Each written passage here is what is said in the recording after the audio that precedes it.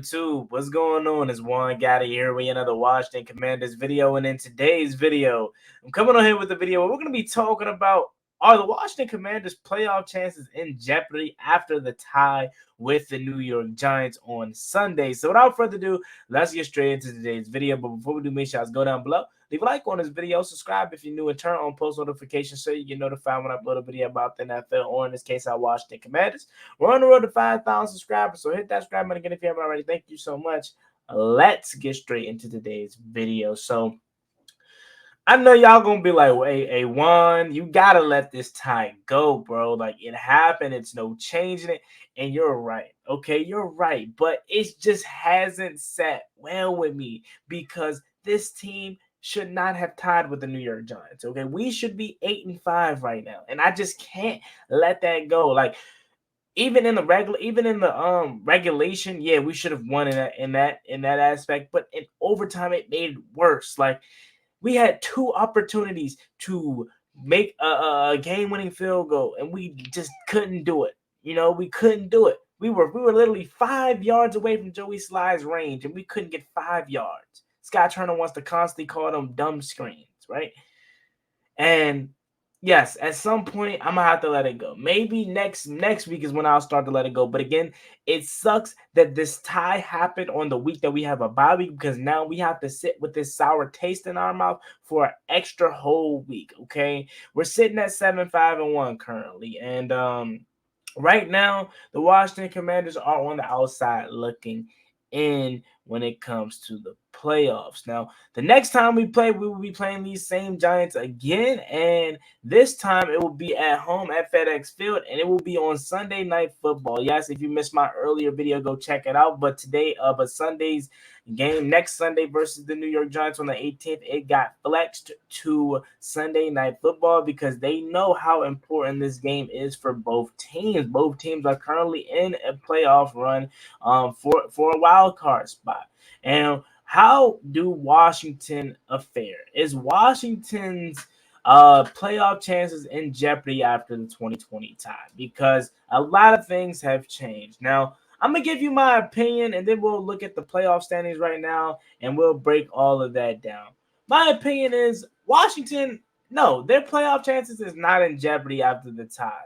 But it does make you possibly have to rely on other teams having to lose games because you couldn't handle business, okay? Opposed to you just winning your last couple games and controlling your own, destiny or whatever, and controlling your own path to the playoffs, you now may have to lean on some help from other teams. Like, Seattle is currently in front of us. We have to root for against Seattle now. But if we would have beaten New Jersey, New York, we would have been not worrying about them. Okay, but since we didn't and we tied, we now may have to root for, maybe have to worry about teams beating, or not beating, but necessarily beating the guys that are in front of us. So I currently don't think Washington's playoff chances are in jeopardy.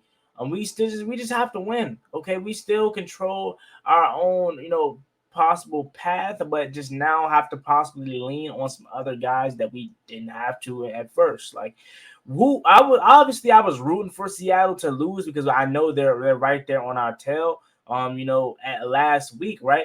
But if we beat New York, we don't have to worry about them. If we win our games, we don't have to worry about them. And yeah, we still can have that mindset. But I'm just saying, a little part of me feels like that tie may come back to hurt us in the long run. But who knows? Maybe it comes back to help us because it's not a loss. This is just how I feel, just 2 days removed from the actual tie versus the New York Giants. Again, it just, to me, feels like empty calories, which again is a positive in a way because you didn't lose, but also it's a negative because you didn't gain anything from it. So now let's take a look at the playoff standings, as you can look on your screen. So actually looking back on it here now that you can see it, you can see that we actually or didn't make no changes. It was no changes. I misspoke. I thought we were on the outside looking in, but right now we currently still have the 7th seed. So if the playoffs were to start today, again, as we know that they don't, we would still be in the 7th seed. We would have a date with the Minnesota Vikings. So I mean that's cool. Okay, I just want in at the end of the day. But if you're telling me we have chances to move up in the standings and possibly get better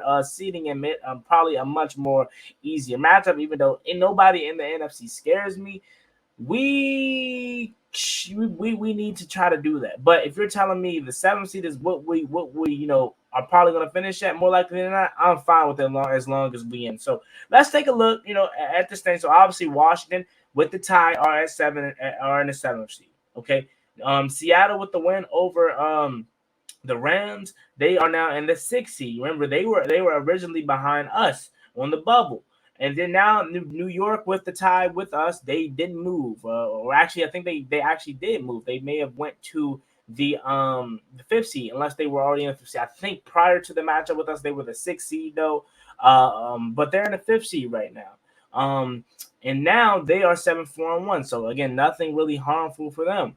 Then you go to the 49ers, 8-4, a big win over the Dolphins. However, they did lose their starting quarterback, or they were their backup quarterback, and Jimmy Garoppolo for the season. So now they're going to be playing with Brock Purdy, who we will now see in a couple weeks from now. They did sign Josh Johnson, so we'll see if they battle it out for possible playing time or whatnot. But it's more likely than not going to be Brock Purdy who Washington has to face. And if you're asking me, I would much rather face Jimmy Garoppolo, only for the simple fact that we know what Jimmy Garoppolo is. He's not a guy that's going to go out there and stroke it for 303 touchdowns on a consecutive basis. We know he's a guy that's a game manager, that you can force him into some turnovers if you can get pressure on him. And the way our defensive line has been playing lately, I would much rather take my chances with Jimmy Garoppolo. He's a guy that, as we know, is going to rely on a very good defense, which the 49ers still have. So they could possibly still take that approach with Brock Purdy, not put him in harm's way, and allow him to really just be in the backseat driver of that 49ers defense that is amazing. I want to say it's the number one in the league. I want to say that's the case. But they're really, really good. But they are listing Jimmy Garoppolo, which is huge, because we don't know what we're getting from Brock Purdy. This is going to be the first time we really see him in full game action. He wasn't too bad last week, but again, it's a rookie. You never know what to expect. You don't know if you're playing against the next coming of Joe Montana, or if you're playing the next Jamarcus Russell. You never know. And I would much rather take my chances with a guy that I know who I'm facing. I know what Jimmy Garoppolo is, so I know that we can possibly win that game.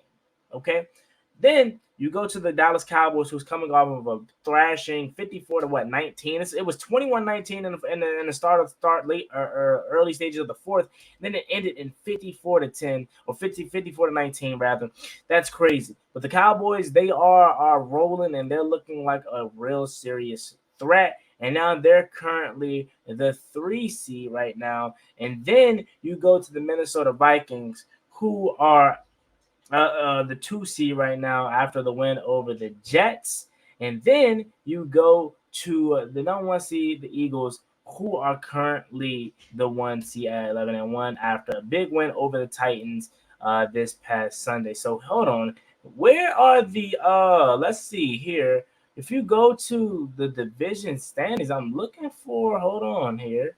I think these standings, actually, now looking back on it, needs to be updated, because why aren't the Buccaneers not in the playoffs? They are the leading team in the NFC South. So now looking back on it, and I'm not going to edit this out, actually, I don't think they updated their standings, because shouldn't it be Philly 1, Minnesota 2, then it'll be 49ers 3, and then it'll be Bucks 4, because those are the division leaders, right? And then it should be Dallas 5, and then New York 6, and then Seattle 7. So actually, I don't think I'm wrong. Remember when I came on the video earlier and was saying that Washington was on the outside looking in? I think I'm right. Yeah, they literally just fixed it. They just fixed it live. So again, I'm not cutting none of this out. You'll see for yourself. They just fixed it live. Maybe my internet was just tripping, but There it goes. Washington is on the AFC. So I knew coming on here, I wasn't tripping. I knew we were on the outside looking in, but more likely than not, Washington is possibly going to have to now lean on some help.